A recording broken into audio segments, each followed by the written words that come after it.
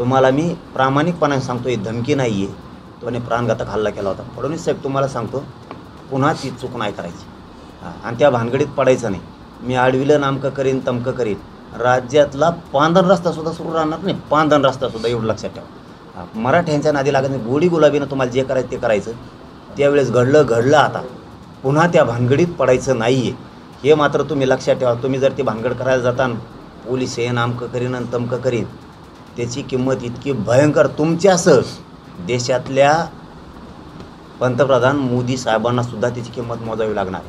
तुम्हाला मी प्रामाणिकपणाने सांगतो, ही धमकी नाही आहे, हे तुम्हाला मी समजून सांगतो आहे. कारण तुम्हाला ती खोड आहे लोकांच्या. कारण तुम्हाला जनतेची माया नाही आहे. तुम्हाला आई कळत नाही, बहीण कळत नाही, लेकरू बाळ कळत नाही, काय कळत नाही. कळत असतं तर आमच्या 9 वर्षाच्या पोरीच्या पायात गोळी शिरली नसती. इकडून गोळी शिरली ती इकडच्या बाजूने निघली होती. त्या लेकरांचा काय जीव मानला असत. त्याच्यामुळं तुमचं आम्हाला माहीत झालेलं आहे. म्हणून तुम्हाला सावध करतो आहे, पुन्हा त्या भानगडीत पडू नका. आई बहिणीवर पोरावर जर हात पाडला ना, मराठी कोणत्याही टोकाला जातात बरं का फडणवीस साहेब. आणि तुमच्यामुळं पुऱ्या देशातल्या सरकारला सुद्धा हादर बसत. मोदी साहेबासहित हेही शब्द लक्षात ठेवा माझा तुम्ही. मराठ्याचा इथून पुढं नाद करू नका आणि मराठी बार मार खायला मोकळे बी नाहीत.